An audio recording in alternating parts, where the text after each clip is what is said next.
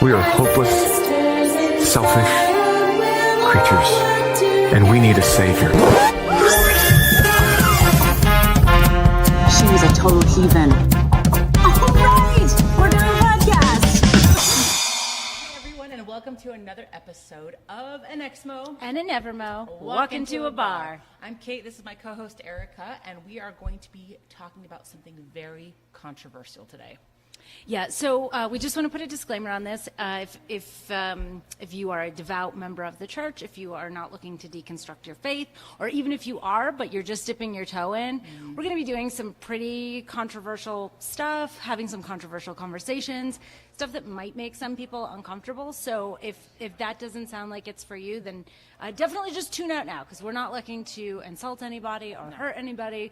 We're just going to walk through some stuff that some people might find uncomfortable. We want you to also know that all of the views expressed in the episode are our own. They don't reflect the views of anyone else that's associated with this project. Exactly. So, with that, we'll start with this. You may be wondering, if you've noticed, we have a little dish right here, and we have a little action figure right here. Why would we have an action figure today? Why would we have an action figure today? Probably because of all the controversial stuff we're going to do with said action figure. So we're going to be talking about baptism today and the Mormon practice of baptism, which is a little bit different than some other faiths. If you grow up Catholic or like I did, Episcopalian, for me, baptism was you did very little. You just had some water on your head. It was kind of almost secular, just very nice. It didn't bind you to anything. It was just kind of a tradition that we did. It's a little bit different in the Mormon church, and I'll say what we're going to do later is we're going to do some unbaptisms, and we're going to use this little guy to do it. And we'll talk more about that later. But do you want to tell us a little bit about the practice of regular baptism? Because there's several kinds of baptism in the Mormon church. There are two types of baptism in the Mormon church, just regular baptism for the living, but Mormons are unique in that they do baptisms for the dead. So we're going to start with baptisms for the living, and both of these we just want to understand that are pretty much non-consensual. As we talk about like baptisms for people in other beliefs, like infant baptisms, for example, that's absolutely non-consensual. It is non-consensual. I would say it's less binding and it's less coercive, because while you can't say yes or no, it also doesn't have any effect on you for the rest of your life. For instance, I was baptized. I don't remember it. It was a nice party, I think, that my parents had afterwards with some cake. Were you an infant whatnot. when you were baptized? Yeah, yes, I was. Okay. I was probably 6 months old, 4, 5, 6 months old, something like that. And it was. I obviously don't remember it. I've been to other baptisms of my sisters who are both younger than I am, but it's not something that bound me. Mm-hmm. So when I left the church, it wasn't something that could connect me to the church. There wasn't a record of it. It was just like any other day at church, except for someone put some water on my head and people got a bunch of cake after that. Right. Well, you are right, because in the Mormon church, apparently God's really disappointed with people in your religion and others, because in the Book of Mormon, there is one of the latter chapters. It's called the Book of Moroni. Moroni, the angel who visited Joseph Smith, remember? Vaguely. We will get you versed in Mormon doctrine. I'm doctrine. going to know everything about Mormon doctrine before we are done with this podcast, which is really scary. So Moroni is this prophet, and his dad is Mormon, for which the Book of Mormon is named. And Mormon's writing a letter to his name is Mormon? His dad is Mormon? His name is Mormon. What? You didn't know this. Okay, so Mormon is the name of like the compiler of all of the records.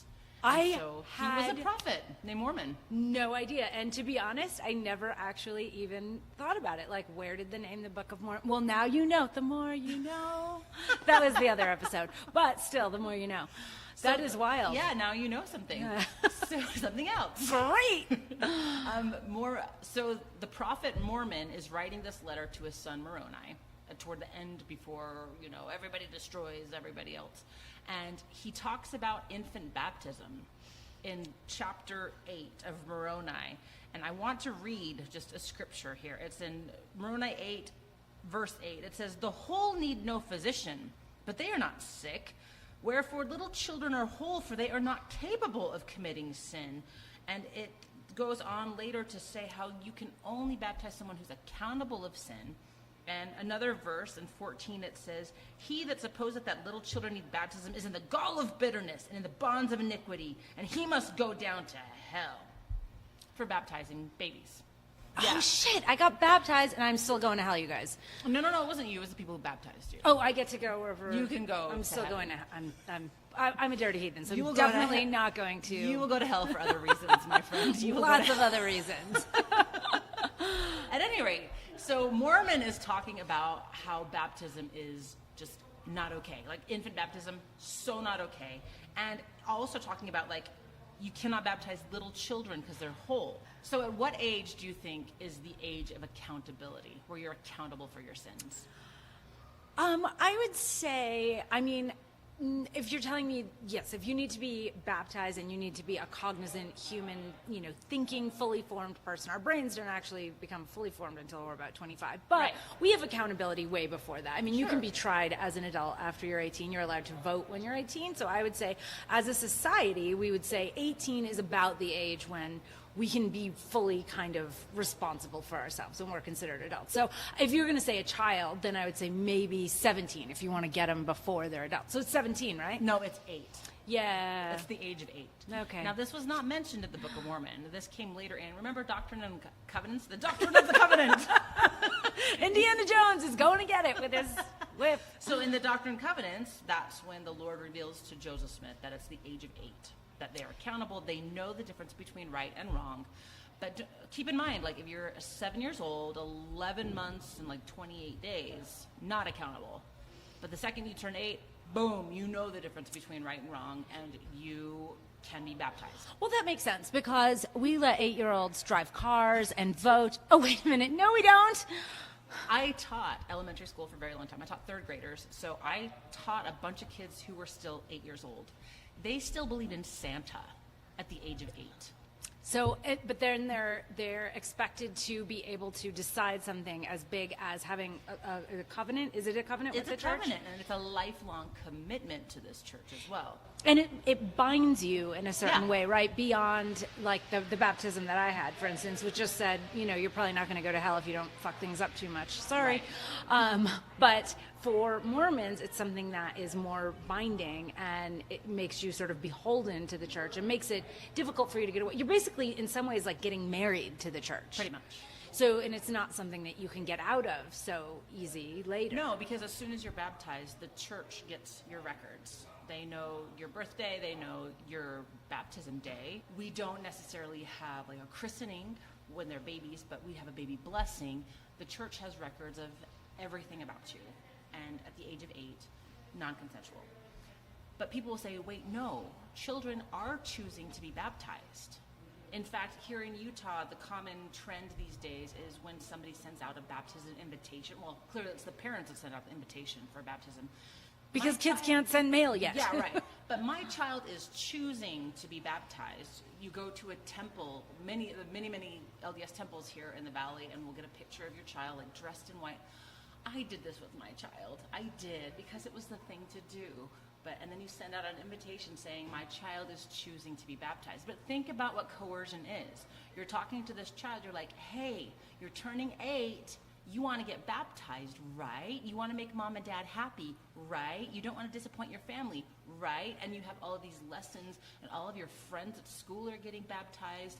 Of course you're going to get baptized. I have a friend whose child wanted to be baptized because she was promised a sleepover with her cousins who were coming into town to witness her baptism. We'll give you extra money for your allowance. Right, it's a party. Will you get dunked in the water for a party? And the kid's like, sure. And you want to please your parents at that course. age. You want all the adulation, and everyone is telling you how great it is. So you don't really have the decision-making capability, and it is being thrust on you. And then on top of that, which is kind of icky to me, then your parents can hold it up as this thing that you've decided to do as their pride and joy, which Because is super... I'm such a good parent. Look at the way I raised my children. Which is super coercive, and again, one of those cult tactics. And I think I'm just going to say this every episode that we have. all of this is in service to that almighty 10%, because now you have bound those children at 8 years old to this organization. You've started adding the layers when they're very young. And they are then beholden to the church, but they've worked through the adults to get to the children and indoctrinate them to make sure that those kids are going to give the church 10% of their income for their entire fucking lives, and that they're going to have lots of babies, and all of their babies are going to give their money to the church for their entire fucking lives, and they're going to buy the garments, and they're going to do the free service for the church. And again, yuck. It is pretty gross. It's pretty gross. So can I ask you quickly, Yeah, what of was the course. experience with your child? Because I know when you left the church, your kid was like, great, I'm out of here too. Was there coercion? Did you feel squicky about it? How did that go with your kid, if you don't mind talking about it? For And if the you baptism do, experience? Yeah, for the baptism Oh experience. my goodness, that was one of the worst days of my life. Oh. One of the worst days of my life. I remember I was going through a bout of depression. I was struggling with so much cognitive dissonance.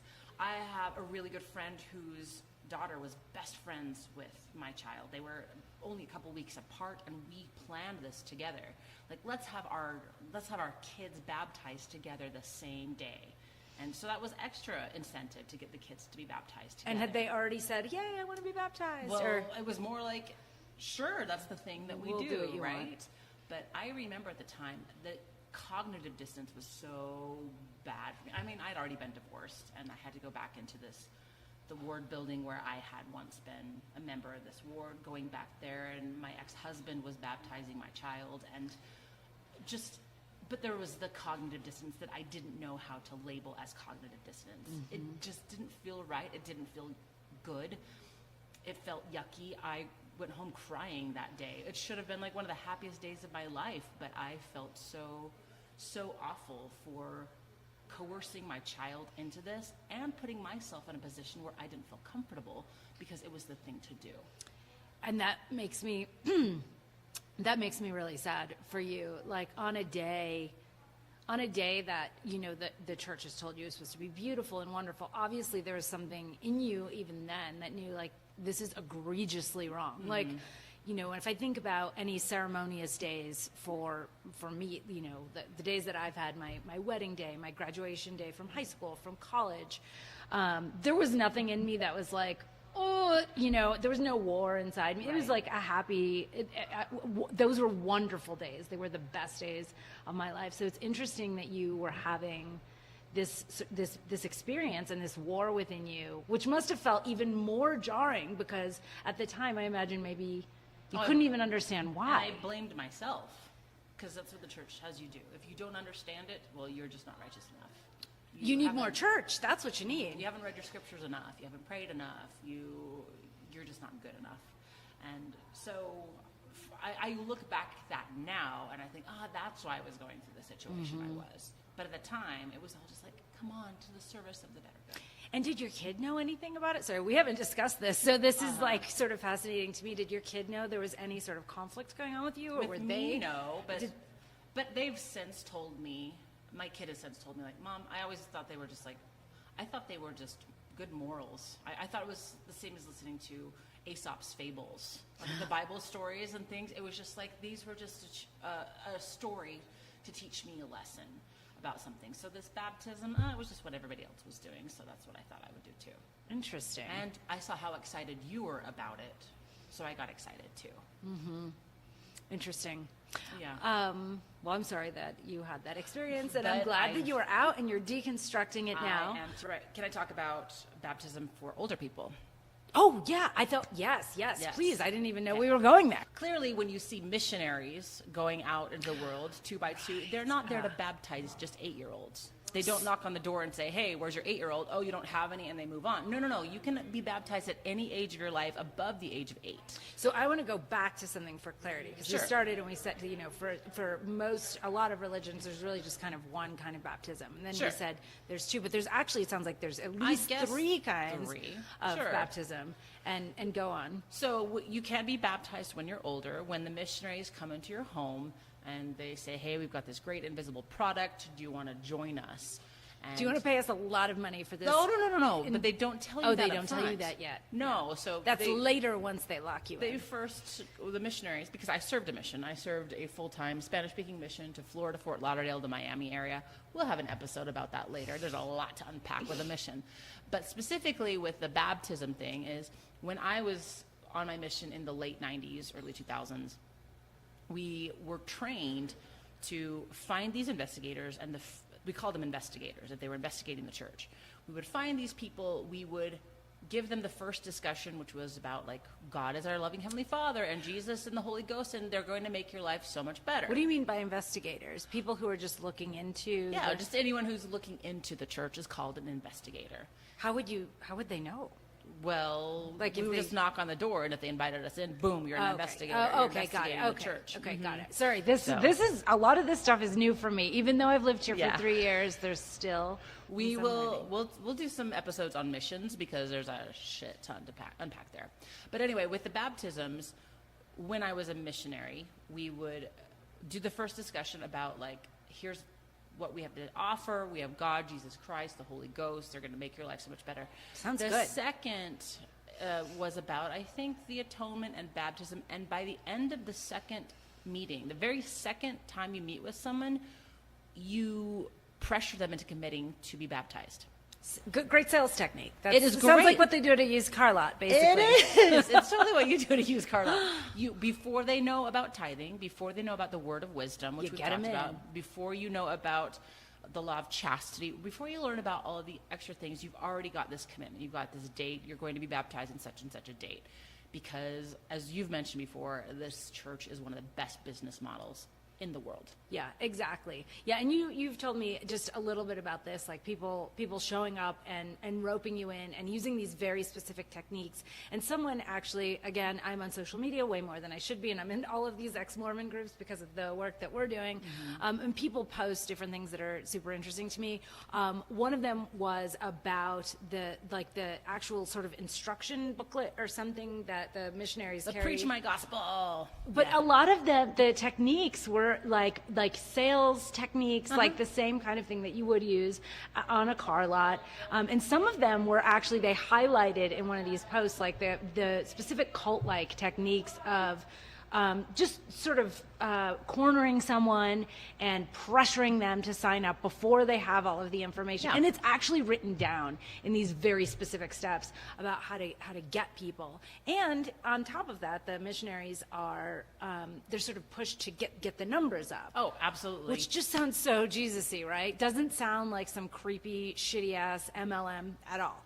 That's why there are a lot of members of the church that are susceptible to MLM. Like, there are so many MLM organizations, multi-level marketing organizations here in Utah, because they're used to it. Yeah. They're used to, like, buy now and sell this to your friends because, yeah, it is a Because that's what they do. So that is all about baptism for the living. So you could be baptized at any age. I remember on my mission, we baptized a woman who had Lou Gehrig's disease, which is a terrible, terrible, crippling, horrible, life-altering disease. And we had to have her in a chair because she couldn't stand. And the missionaries baptized her in a chair. And she was in her late 60s at the time. So you can be baptized at any time if that cleanses your soul and you know you're going to go to heaven now that you've been baptized. The problem with this, and I'm going to talk about the mind fuck that goes with being baptized, particularly at the age of 8. After my mission, I was really good friends with a family I had met there who had moved here to Utah, and they invited me to the baptism of their 8-year-old son. And of course, as a return missionary who's so happy for all of this thing, of course I go, and the baptism's beautiful. We go back to their house afterward to have like the little party, the celebration. This kid's 8. He's got a sister who's a little bit older than him, and they got in a fight maybe a half hour after we got there. And mom, there's this Hispanic family, and mom's like, "Ay, ya tienes una manchita," which means now you have a little sin.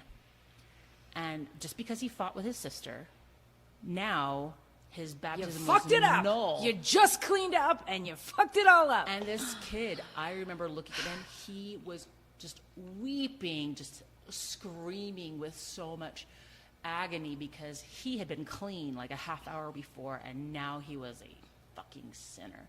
And now you have to wait till Sunday to take the sacrament, which is like a rebaptism that you do every week. You need it like a drug. You need that church. You need to come back. Otherwise, you're not good enough. And that, again, is like such an abuser cult tactic. You need me. You are not good enough. You are going to fuck it up. I don't care that you just got all clean. Boom, look at that. Just like that. Because you are a human and an enemy to God, right? Yeah. That's the phrase in the book.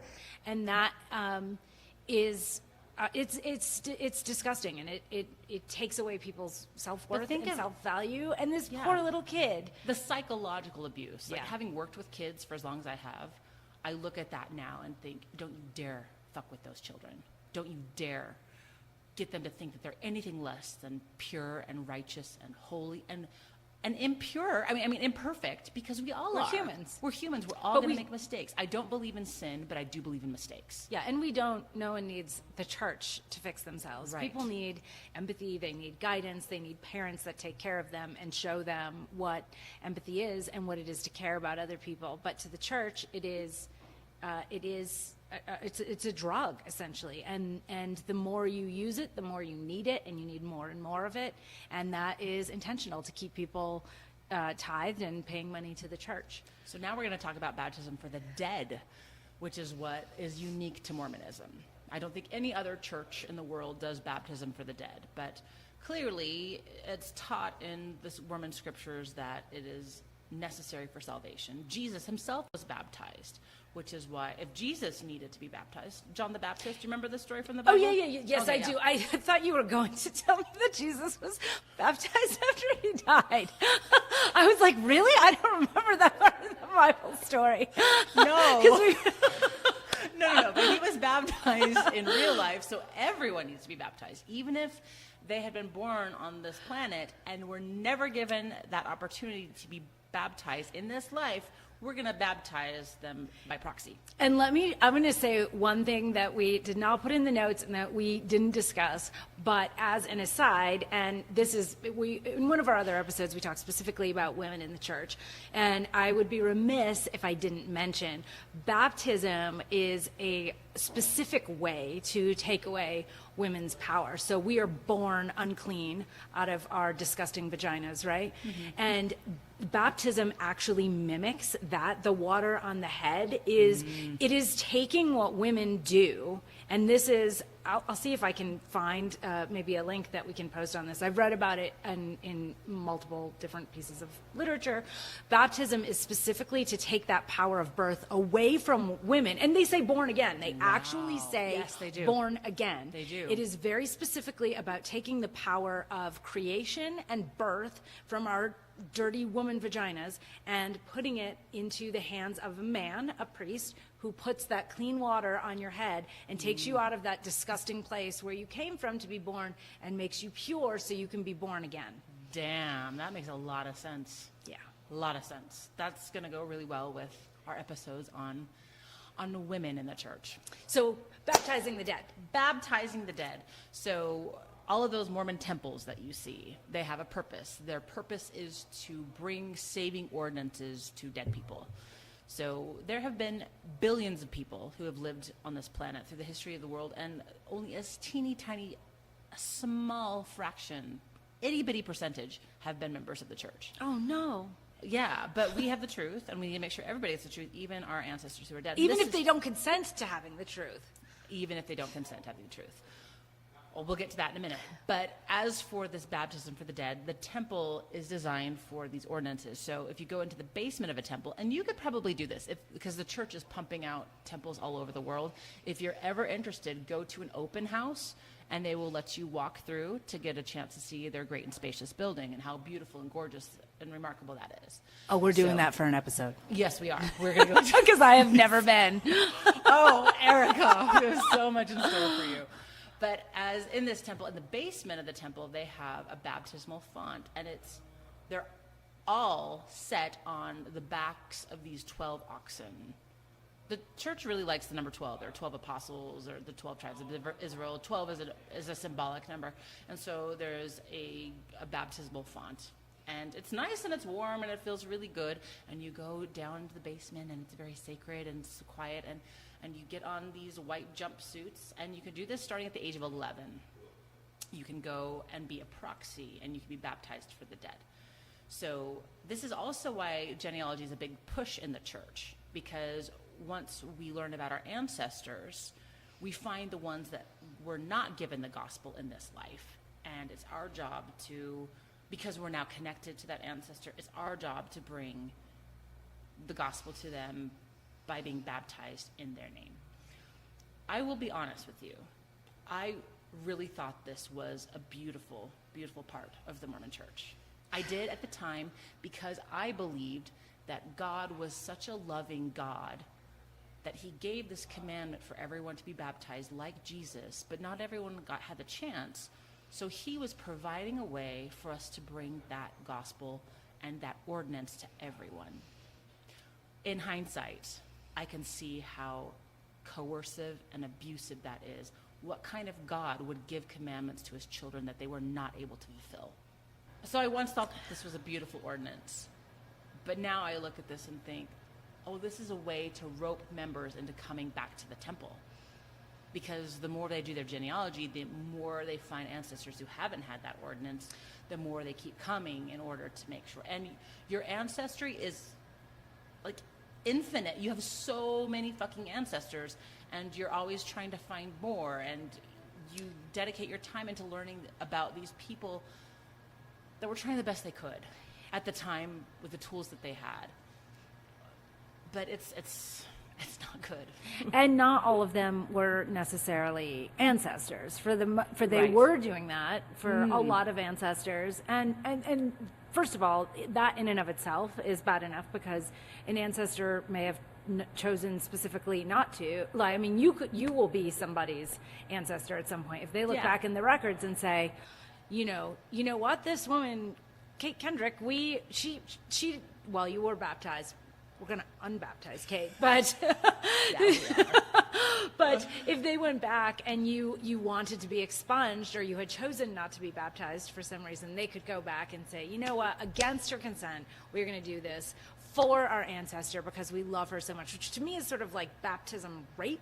Like, it's really shitty, and it's putting something on somebody that they did not choose for themselves, which is bad enough to do to your own ancestors. But on top of that, there have been cases where it was not their ancestors, and specifically they were getting together, groups of Mormons, and you can probably speak more to this than I can. I just know little bits about it. They actually went back. I get yucky goosebumps thinking about this. They baptized posthumously, non-consensually, Holocaust members who died, Holocaust victims who died in the Holocaust, who were very specifically not Mormon, very specifically not Christian, and they go back and non-consensually baptize these people against their will, who cannot say no, who are dead, Who died for their religion. who died for their non-Christian, non-Mormon religion. Yeah, I found some stories around 2012 of some people that found this out, and they were livid. There was one gentleman As they should be. As they should be. One gentleman whose parents tragically died in the Holocaust found out that his parents had been baptized by proxy. And he was not okay with it, as he shouldn't have been.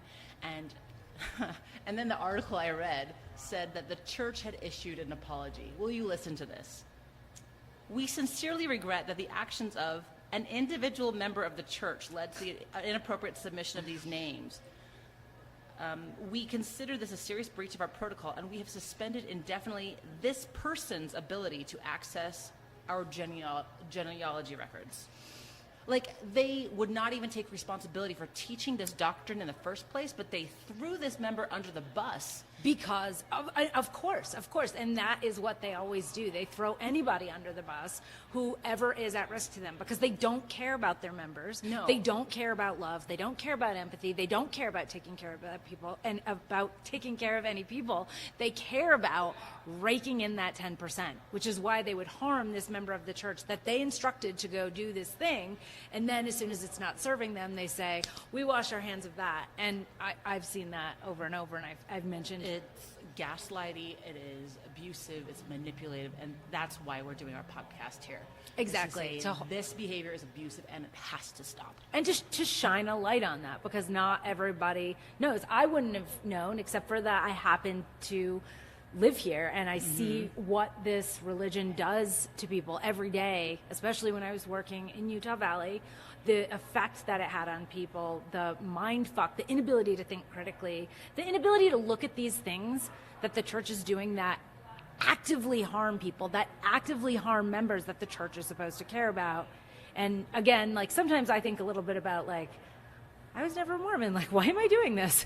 But it's because I live here and I see it and I see the effect on people all the time. And it's I have empathy for people, and I wish that this atrocity that's being done to people who happen to be unfortunate enough to be born in the Mormon church, to see what happens to them. I would like to not, I wish that wasn't happening. Right. We are going to give the church a taste of their own medicine by unbaptizing the first two church leaders against their will. Non-consensually, they get unbaptized. I am so excited about this. Yeah, exactly. We are going to, this little guy right here. Ooh, sorry, little guy. For those of you who are not watching, if you're just listening to the podcast. I have a little, I think he's from Star Trek or something. He's Yeah. got like a little, I have a little figurine here, an action figure. And he didn't do anything wrong, but we're going to change him by the power vested in us. We are going to turn this little guy into Joseph Smith first, who was the first prophet of the Mormon Church, The founder and a of the total Mormon religion. fucking douchebag. Yeah. And we'll we have a little audience here who's laughing at the truthiness of that. Yeah. So and then we're going to turn this little guy into Brigham Young, who I don't know who's the bigger douchebag, but we're going to talk a little bit about their douchebaggery. And I know that, and again, this is why this episode is so controversial, because these are the guys that are upheld by the church. There's a university here named after Brigham Young, who was a sadistic, maniacal, power-hungry rapist. We're going to get to brutal. all of the joys of Brigham Young later on, but let's start with Joseph Smith. Joseph Smith. So in a little while, we're going to turn this guy into Joseph Smith, but first we're going to tell you a little bit about Joseph Smith. To begin with, Joseph Smith was a poor farmer living in upstate New York, and they weren't making a lot of money, but he decided he would do some treasure digging. So he found some stones that were able to help him find treasure. Well, of course they didn't work, and he was leading people on, and he went to jail for some time because he was A con man. He was a con man. He was deceiving people into believing he had powers that he didn't.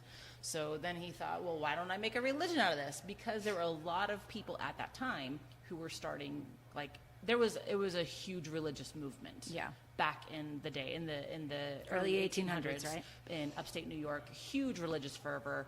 People all over the place were talking about how they had these visions and this power, and he's like, well, I may as well jump on the bandwagon here. Maybe he was deceived as well. I don't know. Doesn't justify the shitty behavior. Yes. So then, and I don't know the order of this, so you can speak to it a little bit more than I can. I know like bits and pieces of shitty things that he did. I know that at some point, so he was married to this woman, Emma, and at some point she walked into the barn and found him fucking Fanny Alger, is that her name? Yeah, Who was their 15 or 16-year-old maid. She was a teenager maid, like living with them in their home. Yeah, so instead of saying, whoopsie, sorry, Emma, this is not what I should be doing, he jumped up and said, God told me to do it! Which is like, this is amazing to me that there is a religion based around this dude who wanted to get his dick wet with multiple women, and like no one like bats an eye at it. Like any And one of the us. reason they don't, though, is because it's in the Bible. Like, But if any one of us came home and found our spouse, partner, if we weren't in a polyamorous relationship that was consensual, where people can, do whatever they want, if any one of us came home and found our husband, for for women who are straight, our husband with a dick in another woman, and he said, "Honey, God told me to do it," there's not a single one of us that would say, "Okay." Like, that is insane, and this whole religion is based around that incident. Don't know. I'll bet there are women that do allow that to happen. That's why we have polygamy these days. Well, I guess you're right. But there they've are also been because indoctrinated. They've been indoctrinated. They've been coerced. brainwashed. They've been There's brainwashed. none of us that are outside of it. There may be Yes. people who forgive. There may be people who say, okay, we're going to work through this. Let's talk through it, and that's fine. People do make mistakes. I think there aren't a lot of us that were not indoctrinated that would find our husband on top of another woman and given the excuse, God told me to do it. I don't think that most of us would accept that as an answer. But lo and behold, we have this religion based around that. But that's not the end of all of the bad things that he did. Before he married Emma Smith, Emma's dad, Isaac Hale, was having none of it. He knew that Joseph was a con man. He was a fraudster. And he's like, Emma, stay away from this guy. Smart guy. He was a smart guy. Smart. Have you seen that episode? Sorry. No, tell me. This is great. What is it, Kate? It's the episode of South Park where there's... Have you seen it? The music is like dum dum dum dum dum every time they sing. I think you showed it to me. Smart. But yeah, it was very, very smart of him to be like, no, Joseph Smith is a con man. Stay away. And she's like, nope. But Daddy, I love him. And so they eloped because he didn't have her father's consent. Is there a pattern here? He doesn't want consent from anybody. doesn't want He's going to consent. take what he wants. He's going to do what he wants. Who yeah. cares whose consent he has? In the notes here, he thinks he's better than Jesus. And this, please tell me about this, because Yes. this is one I saw in the notes. I was like, I'm gonna have to ask Kate about this, because I don't. What is the better than? Only the Beatles are better than. They said that. More popular, I think they said, not More better. popular than Jesus. No, but Joseph Smith did say in one of his speeches, he said, "I have more to boast of than any other man. I'm the only man that has ever been able to keep a whole church together since the days of Adam." A large majority of the whole have stood by me. Neither Paul, John, Peter, nor Jesus ever did it. I boast that no man ever did such work as I. The followers of Jesus ran away from him, but the Latter-day Saints never ran away from me. I can't even, like, Who does that? Oh, he's a shyster. There's someone else. Sounds like a certain U.S. president to me. He does. We gotta keep. We're not doing politics yet. We may have to eventually, but that is. I mean, he was obviously had delusions of grandeur. He was an egomaniac, and the fact that people like can uphold any of his teachings and not see this guy as the douchebagette that he was, like, he's just. Oh, and we're not done. There are other things that he did. So the one that I have read about, and maybe this is what you're going to say, but I've read about this a couple times, and just like, what the fuck? He sent other men on missions, and while they were away, he stole their wives. Yeah. Right? Like, so he would send people away and then say, "Oh, you can come live with me," and then he'd start shacking up with them. It's called polyandry. He would send the men away, and I got to take care of this woman. I got to, quote unquote, take care of this woman, and the husband's absent, and he wouldn't be absent if I didn't call him on a mission. Oh, sorry, God sent him on a mission, right? Oh, it was always God. Yeah, that's what it was. He also married underage girls, the youngest of whom was 14 years old. And there will be a Mormon apologists who will say, "Oh, no, it was right before her 15th birthday." No, that's 14. And they'll say, it was a different time. That wasn't underage at the time. Well, if it's underage and that's like God's law now, like God wouldn't have been different and say you can fuck children back then, when now it's not appropriate to fuck children. It was never appropriate to fuck children. And if God were communicating with humans, God would have said the same thing then. He wouldn't say, hey, you know what, 100 years ago it's okay to fuck kids, and today it's not. That doesn't make any sense if you think about it for just a second. But it wasn't about the fucking, Erika, because apologists will say, like, well, we have no record that they actually engaged in sex. It was just a spiritual What record sealing. would they have? Like, who would be in the room with them? We just what know record? of his good, upstanding character. Except he doesn't have that. Right. He lied about this church. He lied about the golden plates. He lied about Angel Moroni seeing him. He lied about polygamy. He lied about everything. It was just a great big con. So, yes, Joseph Smith did a bunch of really shitty things, married, coerced a lot of women into marrying him, cheated on his wife when he got caught, was told, God told me to do it. He married underage girls. One of them was a young girl named Lucy Walker. He went to her and said, basically that she had to marry him. He often would say that if these women did not marry him, then an angel with a flaming sword was going to strike him down. Because this angel really wanted him to get his dick wet. Because with the lots angel's of not women. going to intervene with, say, like the Holocaust or, you know, any other forms of genocide or famine or anything like that. No, He he's not. really wanted Joseph Smith to get laid. Right. That was number one, you guys. Number one importance. So there was this one young girl. Her name was Lucy Walker, I believe, and he went to her and said, you know, you need to marry me, and told her about the joys of polygamy. She ended up being suicidal. I think she did eventually give in and go ahead and marry him. But what she wrote about it, or what she said, I'm not sure if she wrote this or said it, but gross darkness instead of light took possession of my mind. I was tempted and tortured beyond endurance until life was not desirable. Oh, that the grave would kindly receive me, that I might find rest on the bosom of my dear mother.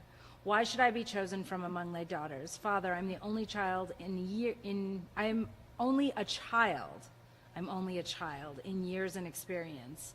No mother to counsel. She died in January 1842, it says in parentheses. No father near to tell me what to do in this trying hour. He was on a mission to a warmer climate to help his health. Oh, let this bitter cup pass. And thus I prayed in the agony of my soul. That's what Joseph Smith did to this young girl. And I have no words. He's a monster. Appalling that anyone could just coerce someone and threaten his own life, not hers, but his, so he can have this happen. It is repulsive. It's repugnant. And now there is an entire religion based around this lying, misogynist, rapist scumbag. So we've talked a lot about, do we have anything else to add before we go through with our with the first of our ritual? I mean, yeah, Joseph Smith was a dick. He really was. I never, as a member of the church, I never would imagine myself saying this, and now I can't see it any other way. Yeah, well, it's like a veil has been lifted. I'm sure you couldn't have heard any Don't of this. say veil has been lifted. That's really trippy. It reminds me of temple covenants, and we're going to talk about that Maybe later. the Spirit is speaking through me. Yeah, anyhow, Joseph Smith was a monster. So, to like Kate said at the beginning of this part of this episode, we're going to give them a little bit of taste of their own medicine by the power vested in me and in Kate. We're transforming this figurine into Joseph Smith. Do you want to do the honors? Yes. For those of you who are just listening, I am now going to pour a beer? little bit of beer into this bowl, or into our baptismal font. So I'll put all of it in. Just make put it all in There we there. go. Yeah. We filled the baptismal font. with some beer. So we're going to unbaptize Joseph Smith for all of his crimes against humanity, for rape and lies and deception and all the terrible things that he did. Because if there is a celestial kingdom, we don't want the son of a bitch there. Yeah, I don't think that he should be here. So No. be there. So we're gonna unbaptize him, rip him out of the celestial kingdom. So we're gonna go do this now. Should we each hold on to an arm? Here we go. In the name of the Mother, the Daughter, and the Holy Shenanigans, we unbaptize Joseph Smith. Out of the celestial kingdom. You don't belong there. Yeah, take that, Joseph Smith. All right. So now, there you go. You don't deserve to stand up anymore. Beer fingers.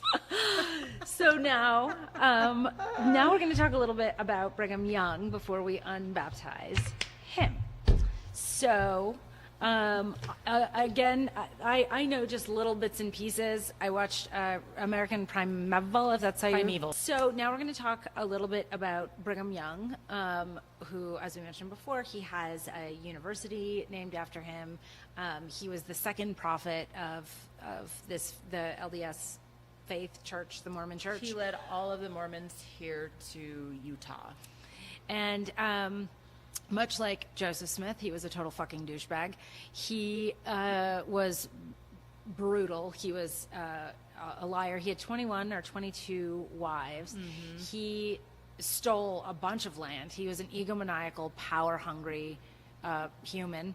And it was a theocracy here because he was both the governor and the prophet of the church. And so whatever God said, well, whatever he said was ruled, but he just said God said it. Yeah, I'm going to try that. I'm going to see how well that goes over. God's speaking through me, and he said, you should give me all your money, so just do it. So one of the things that I want you to talk about a little bit, because I don't know very much about it except for what I've seen in the show that just came out, American Primeval, what is it, Meadows Massacre? Mountain Meadows Massacre. It's very alliterative, very beautiful the way it sounds, but really horrific, because I actually don't know a ton about it, because this was an issue that I was always told to put on my shelf. Don't even think about it. Don't even think about it. Out of sight, out of mind. Let's think about all of the other pioneers. Let's talk about all of those who made those great sacrifices. And this is just something we're going to have to learn in the next life. I have not seen American Primeval yet. It is on my watch list. So good. So you might know a little bit more than I do. So what I know about it is that there was a caravan of people, some Mormon, some not Mormon, who were traveling west, I believe, as everyone was kind of going west at the time. Brigham Young got together a group of people to massacre these people, I think for a land grab, because everything was about a land grab at the time, although I'm speaking a little bit out of my butt because I'm not sure. What I do know is that most of the people in this caravan were massacred, save for a few. But not only that, one of the things that he did was he dressed his people up, the Mormons that were going after this brigade, as the natives that were living here, and had them so that everyone would blame this on the native peoples here who were here, instead of on the people who actually did it. And he did a lot to try to cover that up and make sure that his hands were clean of that. I'm sure Jesus would approve. I don't know how much of this is true, because I don't know the history of the church. So much of it is so confusing. They don't give us all of the facts. If Brigham Young was not involved, because that's what a lot of Mormon apologists will say, he had nothing to do with it, this was the action of the church members, doesn't matter, because his rhetoric, his teachings were so insightful as in, like, he wanted to inciting riot, not insightful as in, wow, look at all of this great stuff that I've got, but he wanted to incite violence against the Native Americans, against people who didn't view this religion as God's one and only true church. You know, he, like, the way he talks about other people, minorities, is so fucking horrible. Yes, he was an insane misogynist, bigot, absolute racist, disgusting human being. And again, you could say, well, that was of the time. Well, if you're an instrument of God, and God is communicating through you, you would think that God probably would not be communicating things like racism and misogyny. That's if God is omnipotent and has this capability of communicating in the way that an omnipotent God should, that it should be able to say to its instrument of communication, knock off the racism stuff. Right. It shouldn't matter if it was 1805 or 2025. Racism is bad. We can agree on that. I don't think it was ever going to be good, ever. And I don't think God, if there was such a thing, would ever think it was good. And I certainly don't think God would think it was good and then say, oh, never mind. Yeah. It's from people, obviously, but some of the things that he said, any man having one drop of the seed of Cain in him cannot hold the priesthood. I will say it now in the name of Jesus Christ. I know it's true, and they know it. So can you talk a little bit about the curse of Cain? Sure. And what that is for people who don't know. And I still don't completely understand all of that, except for that I know if you have any dark skin in you at all, then you are marked with the curse of Cain. Because Cain, as we knew, slew Abel. They were the sons of Adam. It was the first murder recorded in the Bible. There were lots of murders recorded in the Bible. Yeah, God was pretty murderous. God really was. But he slew his brother, and so as a consequence, the Lord cursed him with this blackness of skin. And this is what Brigham Young would say right here. He says other things about if the white man who belongs to the chosen seeds mixes his blood with the seed of Cain, the penalty under the law of God is death on the spot. This will always be so. He hated black people. He hated them. And he thought that we were morally superior. Black people, natives, anyone who Native was Americans, even... yes. Though they came differently because the Native Americans were in the Book of Mormon. They were the Lamanites, and what happened there is because of their unrighteousness, God cursed them with a skin of darkness. The Native Americans, the Hispanics, the people like in South America, anyone with Latin blood was cursed because they were unrighteous. Nice guy. Right. Well, that was Joseph Smith. That was not Brigham Young. And we already unbaptized him. He's no longer in celestial kingdom. I love that. Other quotes by Brigham Young, he was also misogynist. He married all of these women because it was all about power for him, and look at how many women I have. And he said, now if any of you will deny the plurality of wives and continue to do so, I promise you will be damned.